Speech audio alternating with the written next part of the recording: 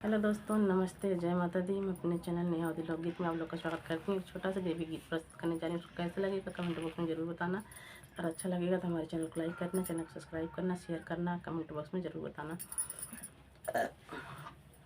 नव दिन खातिर आई गई हो जगदम्बा भवानी, नव दिन खातिर आई गई हो जगदम्बे भवानी। पहिला मिलन मैया मलिया से कैली, पहिला मिलन मैया मलिया से कैली। गजरा पहिर के आई गई हो जगदम्बे भवानी, गजरा पहिर के आई गई हो जगदम्बे भवानी।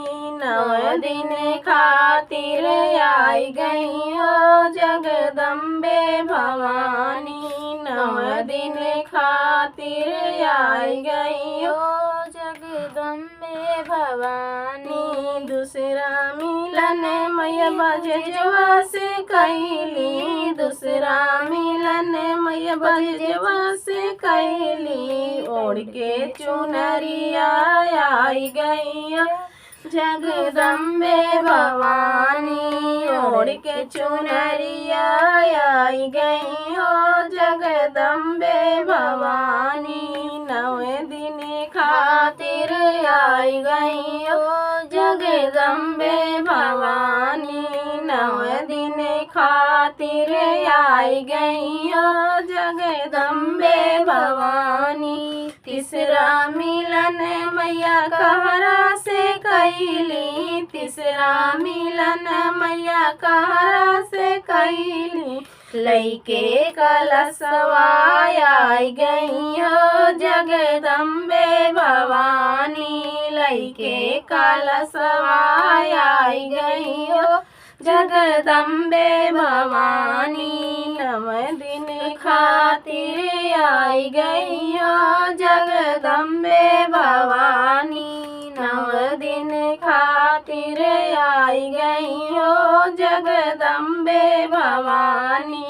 चौथा मिलन मैया सोनरा से कैली, चौथा मिलन मैया सोनरा से कैली। पहिर के नथुनिया आई गई हो जगदम्बे भवानी, पहिर नथुनिया आई गई हो जगदम्बे भवानी। नव दिन खातिर आई गई हो जगदम्बे भवानी, नव दिन खातिर आई गई हो जगदम्बे भवानी।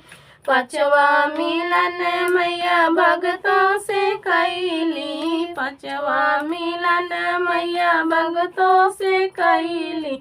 सेवकन को हृदय लगाई हली जगदम्बे भवानी, भगतों को गले लगाई हली जगदम्बे भवानी। नव दिन खातिर आई गई हो जगदम्बे भवानी, नव दिन खातिर आई गई हो जगदम्बे भवानी।